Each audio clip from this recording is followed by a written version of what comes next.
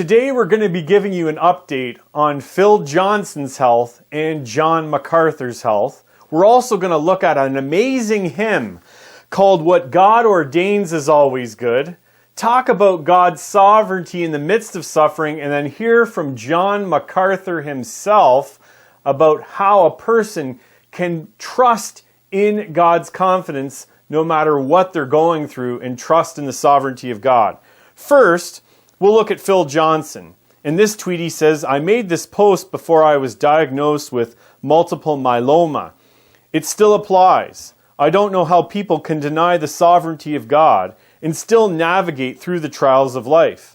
By the way, my hair is falling out and my hemoglobin is low, so I'll get a transfusion today."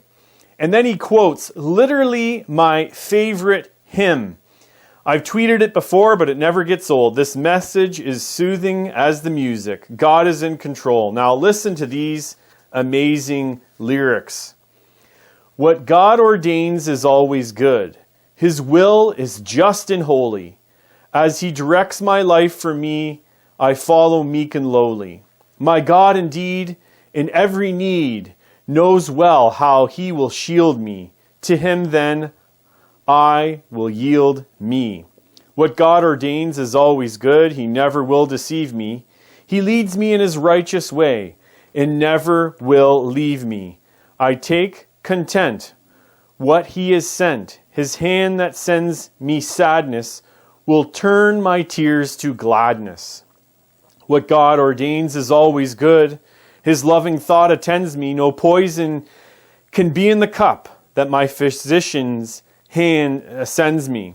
My God is true, each morning new. I trust his grace unending, my life to him commending. What God ordains is always good. He is my friend and father. He suffers not to do me harm, though many storms may gather. Now I may know both joy and woe. Someday I shall see clearly that he has loved me dearly. What God ordains is always good. Though I the cup am drinking, which savors now of bitterness, I take it without shrinking. For after grief God gives relief, my heart with comfort filling, and all my sorrow stilling. What God ordains is always good. This truth remains unshaken. Though sorrow, need, or death be mine, I shall not be forsaken. I fear no harm, for with his arm he shall embrace and shield me. So to my God I yield me. And Phil Johnson's latest tweet, he says, day 7 of the transplant process. I feel better than I expected to feel at this point. So praise the Lord for his health. And then as well, his update on John MacArthur. He says he's been asked for an update on John MacArthur's status. And here's his reply. No significant change. Nevertheless, he seems to be super optimistic, which is remarkable because this is his 6th week in hospital. I've been hospitalized 4 days with 10 more ahead of me, and to be candid, my personal sense of sunniness is somewhat befogged. And this actually got me thinking about the book of Job and God's sovereignty. And as you know, in Job chapter 1 and chapter 2, you see that God is sovereign over the life of Job. Satan cannot do anything but what the Lord allows Satan to do to Job. And after both inflictions, Job cries out with declaring God's sovereignty and greatness. And we see this in Job 1:21. He says, naked I came from my mother's womb, and naked shall I return. The Lord gave, and the Lord has taken away. Blessed be the name of the Lord.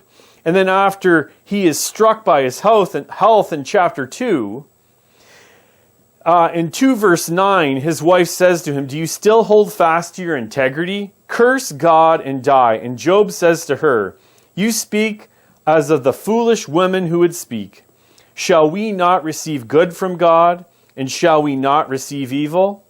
And there we see that Job embraces God's sovereignty over his life and still honors the Lord. He does not curse God. He struggles with what he's gone through for sure. And at the end of the book of Job, he is given really double blessing. And I thought here I'd close with a short clip from John MacArthur about God's sovereignty and anxiety in difficult times. We'll close with this. Thanks for watching, and God bless. Well, look, there are some things in life you are naturally going to fear. It's natural to fear illness. It's natural to fear death. It's natural to fear some disaster coming upon the people you love, your children, your family. That's why you protect yourself. It's natural to want to feel safe, to do things that minimize the dangers that are all around us in life. That's why you go to the doctor and get checkups, because there's a healthy kind of fear. But when we talk about anxiety and panic attacks and things like that, we're talking about inordinate fears. We're talking about fears that really aren't attached to anything realistic. They're just those nebulous fears that are out there. Where do you go to get an answer to that? Where do you go to get some deliverance from that? And I will tell you one simple answer, and it needs to be explicated in more detail, but it is simply this. Your anxiety is in proportion to your lack of understanding of the sovereignty of God. That's the first thing.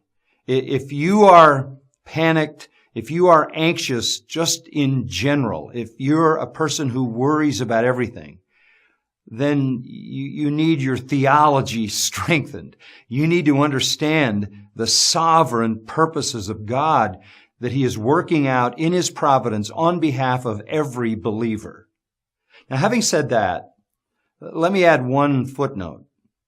If you are continuing in sin, if you are committing sin, and you're not repenting and dealing with it before God, you will be anxious, and you will have fear, and you will lose your assurance, because that will be the discipline of God in your life.